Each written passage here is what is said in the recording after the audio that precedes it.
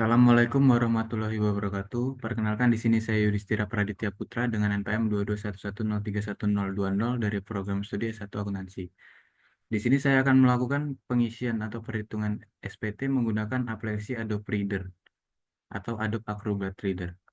Baik, di sini saya akan share screen.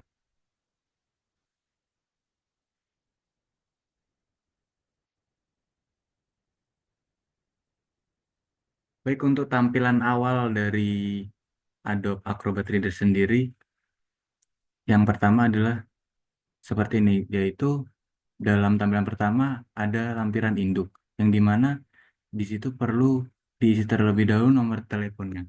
Lalu ke lampiran 6, karena jika tidak diisi dari bawah, yang di atas tidak akan terisi otomatis. Baik, di sini pada lampiran 6 terdapat daftar penyertaan modal pada perusahaan afiliasi.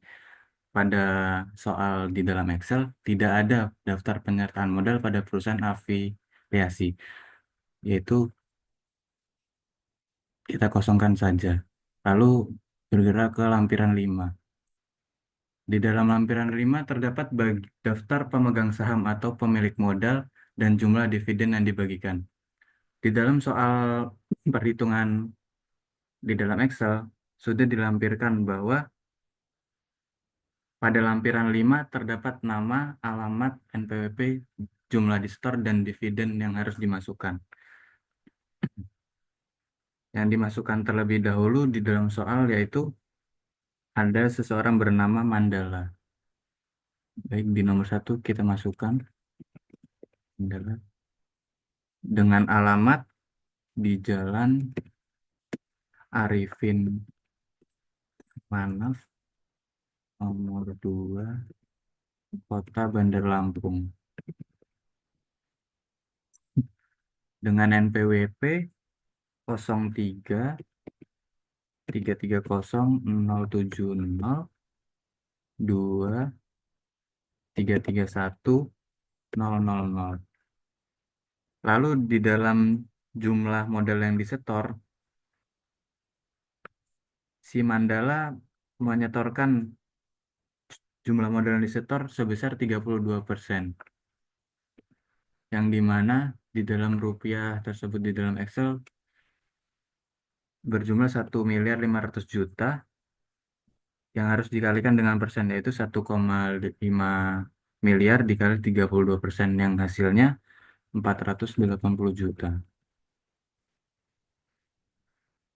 Untuk dividen Mandala terdapat 0 rupiah. Lalu kita tambahkan daftar pemegang saham yang kedua, yaitu bernama Margono, yang beralamatkan di Jalan Royal,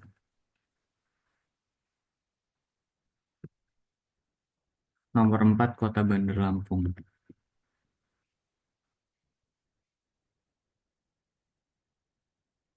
NPWP-nya yaitu 01 229 965 6331 000. Lalu jumlah modal yang disetor sebesar 40%, yang dimana 40% harus dikalikan dari jumlah modal yang ada di dalam soal berbentuk Excel, yaitu 1.500.000.000 dikali 40%. Yang didapat hasilnya yaitu 600 juta.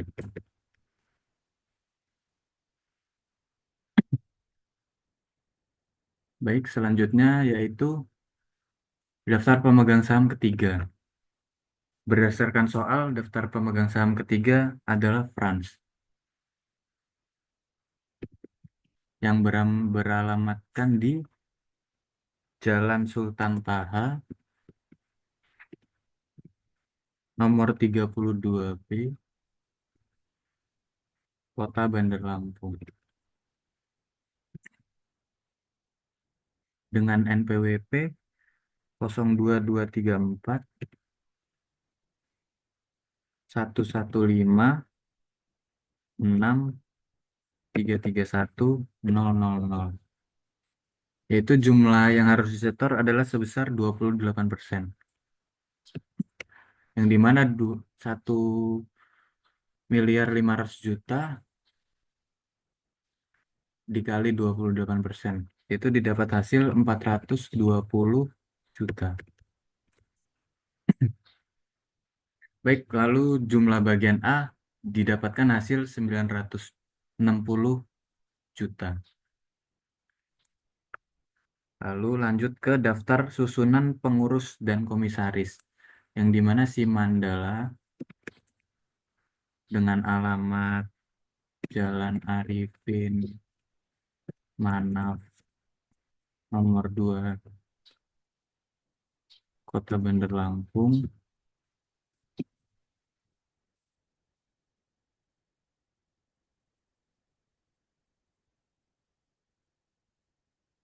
dengan NPWP 03.110.070.2231.000 yang dimana jabatan Mandala adalah sebagai komisaris. Lalu daftar susunan pengurus dan komisaris yang kedua, yaitu bernama Margono, yang beralamatkan di Jalan Royal, nomor 4, Kota Bandar Lampung.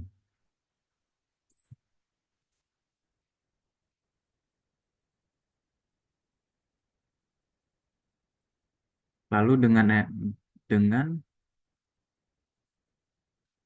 NPWP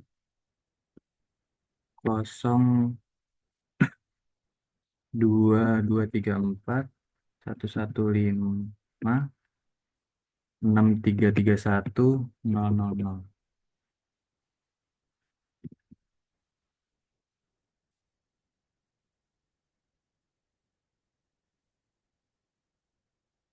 Lalu jabatan Margono adalah sebagai direktur. Lalu daftar susunan pengurus yang ketiga atau yang terakhir adalah Franz,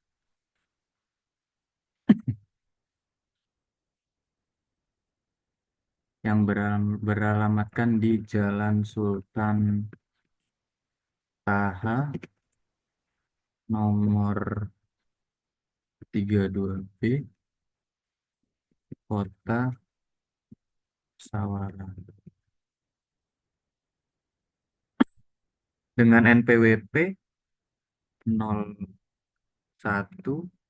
229 965 6331 000 dengan jabatan Franz yaitu manajer. Baik, setelah terisi semua di dalam lampiran 5, lanjut ke lampiran 4.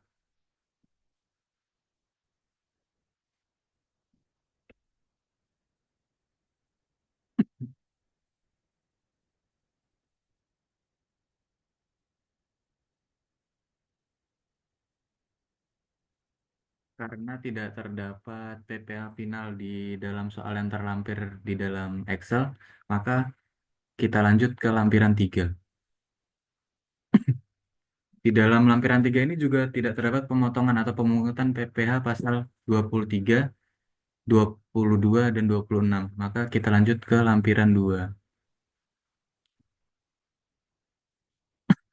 Baik, di dalam lampiran 2 adalah perincian harga pokok penjualan, biaya usaha lainnya, dan biaya dari luar usaha secara komersial. Yang dimana terdapat pembelian bahan atau barang dagangan yang bisa dilihat melalui soal dari Excel. Yaitu pembelian barang atau bahan dagangan sebesar 36 miliar masuk ke dalam harga pokok penjualan. 36. Lalu di dalam gaji upah, bonus, gravitasi honorium, THR, dan sebagainya terdapat di dalam soal yang terlampir sebesar 2.890 juta. Baik, kita masukkan.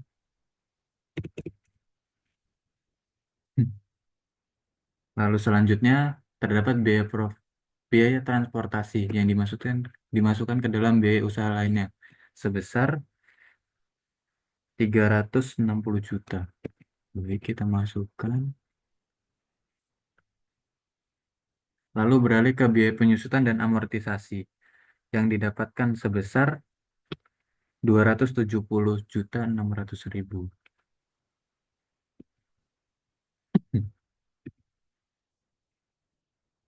Lalu di dalam biaya sewa terdapat di dalam soal yaitu sebesar 190 juta.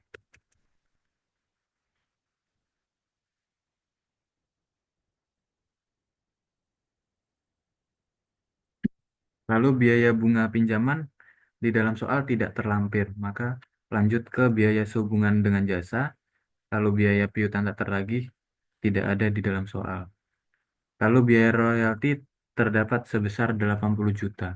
Kita masukkan ke dalam kolom biaya usaha lainnya.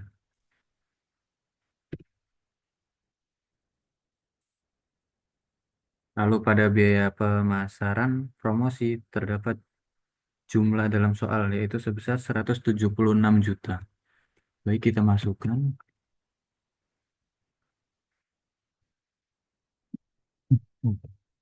Lalu dalam biaya lainnya adalah sisa biaya-biaya yang belum dimasukkan ke dalam perincian harga pokok penjualan, biaya usaha lainnya, dan biaya usaha secara komersial.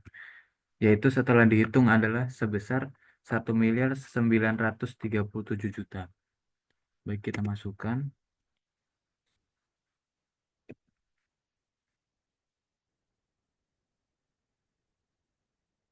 Lalu di dalam biaya bunga pinjaman dimasukkan sebesar 80 juta.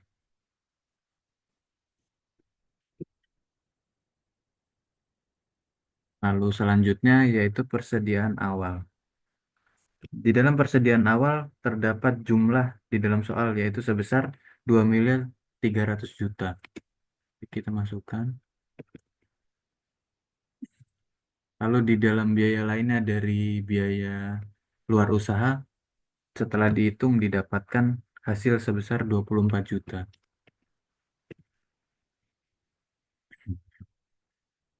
Lalu di dalam persediaan akhir yaitu di dalam soal terlampir dengan jumlah sebesar 400 juta. Baik, jumlah 1 sampai 12 setelah dikurangi dengan yang 13, yaitu didapatkan hasil sebesar 37.900.000.000. Lalu untuk biaya usaha lainnya didapatkan hasil akhir sebesar 5.903.600. Lalu hasil dari biaya dari luar usaha didapatkan hasil sebesar 104 juta. Baik, jika sudah terisi semua, kita lanjut ke lampiran 2. Lampiran 2 sudah, lalu lampiran 1. Baik, di dalam lampiran 1 ini terdapat perhitungan penghasilan neto fiskal, yang dimana kita harus menghitung peredaran usaha, harga pokok penjualan yang sudah didapat, biaya usaha lainnya, dan sebagainya.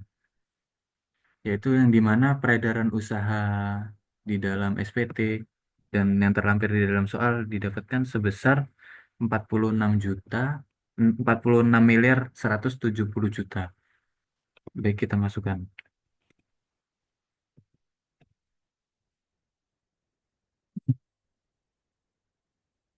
Lalu di dalam penghasilan dari luar usaha didapatkan nominal atau jumlah sebesar 325 juta.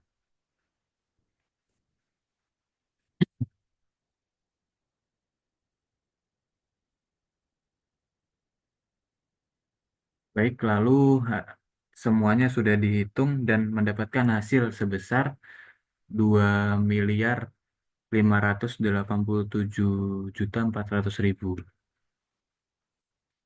Lalu beralih ke induk lanjutan. Baik, cara mengisi induk lanjutan ini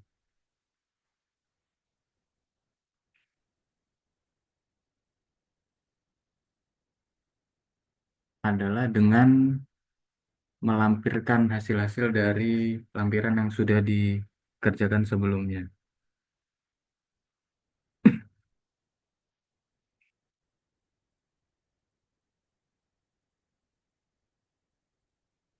Karena tidak terdapat lampiran yang sudah dituliskan di dalam Excel, maka kita lanjut ke lampiran 8A 2.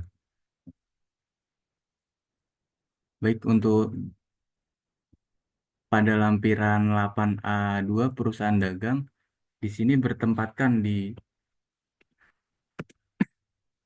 Jalan Arifin nomor 2 Kota Bandar Lampung. Lalu pada tanggal terlampir yaitu 1 Januari 2022.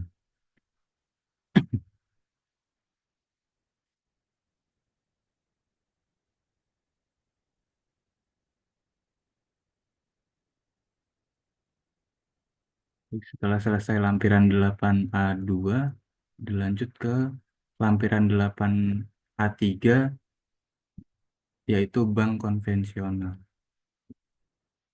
Di dalam transkrip kutipan elemen-elemen dari laporan keuangan, pada elemen neraca tidak terdapat jumlah atau perhitungan di dalam soal Excel. Baik, dilanjut kita ke lampiran 8A 4, yang dimana bank syariah. Di bank syariah juga tidak terdapat elemen dari neraca, lalu tidak terdapat juga elemen dari laporan laba rugi, dan juga tidak terdapat elemen transaksi dengan pihak-pihak yang mempunyai hubungan istimewa sesuai dengan PSAK nomor 7. Baik, lalu beralih ke lampiran 8A 5, yaitu perusahaan asuransi. Di dalam perusahaan asuransi ini juga tidak terdapat elemen dari neraca, tidak terdapat juga elemen dari laporan laba rugi, serta tidak terdapat juga nominal atau berapa nominal elemen transaksi dengan pihak-pihak yang mempunyai hubungan istimewa sesuai dengan PSAK nomor 7. Baik, kita beralih ke lampiran 8A 6, yaitu non-kualifikasi.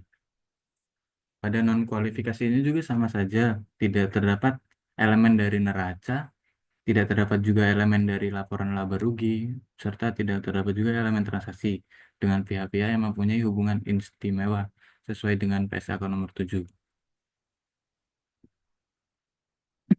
Lalu kita beralih ke lampiran 8A 7, yaitu dana pensiun.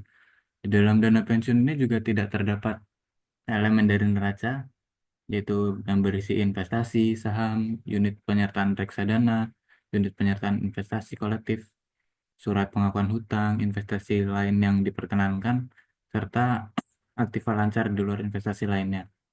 Serta tidak terdapat juga kewajiban-kewajiban yang aktuaria atau utang investasi, serta beban yang masih harus dibayar. Lalu di dalam lampiran khusus 8A 7 ini tidak terdapat elemen laporan laba rugi, yang dimana isinya yaitu hasil usaha investasi, beban operasional, total pendapatan operasional, lalu laba bersihnya. Dan tidak terdapat elemen transaksi dengan pihak-pihak yang mempunyai hubungan istimewa sesuai dengan PSAK nomor 7. Baik, lalu beralih ke lampiran 8A 8, yaitu perusahaan pembiayaan. Di dalam perusahaan pembiayaan ini juga tidak terdapat elemen dari neraca, lalu tidak terdapat elemen dari laporan laba rugi, serta tidak terdapat elemen transaksi dengan pihak-pihak yang mempunyai hubungan istimewa sesuai dengan PSAK nomor 7.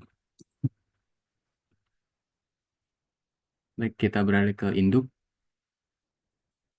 dan di induk sini pada SPT tahunan pajak penghasilan wajib pajak badan oleh nama wajib pajak yaitu Salam Aska Al Mukaromah dengan NPWP 655726586325500 dengan jenis usaha aktivitas sosial swasta tanpa akomodasi lainnya, tidak terdapat hutang atau tidak terdapat kekurangan di dalam pengisian SPT tahunan ini.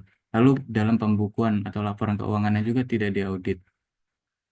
Lalu di sini terdapat hasil dari penghasilan neto fiskal yang diisi dari formulir 1771 nomor 8 kolom 3, yaitu sebesar 2 miliar 587.400.000.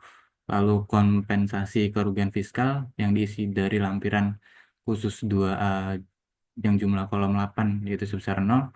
Lalu PKP atau penghasilan kena pajak yaitu sebesar 2.587.400.000. Lalu di sini PPh terutang dengan tarif PPh pasal 31E ayat 1 terdapat jumlah sebesar 539.845.331 rupiah dengan jumlah PPh terutang yaitu 539.845.331 rupiah. Lalu PPh ditanggung pemerintah pun tidak ada dan tidak terlampir di dalam soal Excel yaitu sejumlah 0. Lalu pada kredit pajak nomor 9, 6 sampai 7 pada lampiran 8C, pilihan A PPh yang harus dibayar sendiri sebesar didapat sebesar 539.845.331 rupiah. Lalu PPh yang kurang bayar pada PPh pasal 27 terdapat hasil yaitu sebesar 539.845.331 rupiah, yang dimana PPh yang kurang bayar pada angka 11 disetor pada tanggal periode berakhir yaitu 31 Desember 2022.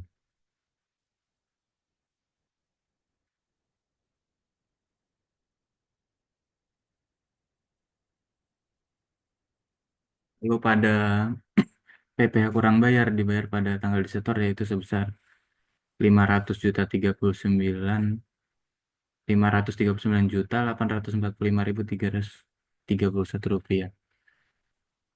Baik, dalam pengisian SPT tahunan pajak penghasilan wajib kena pajak mungkin sudah diisi semua, serta dapat diambil kesimpulan bahwa jika tidak mengisi SPT tahunan ada resiko terkena pajak atau terkena pelanggaran dari yang memasukkan SPT tersebut. Baik, di sini saya Yudhistira Praditya Putra sudah menjelaskan terkait cara memasukkan SPT tahunan pajak penghasilan wajib pajak badan dengan baik. Mungkin itu saja yang dapat saya sampaikan. Kurang lebihnya saya mohon maaf. Wassalamualaikum warahmatullahi wabarakatuh.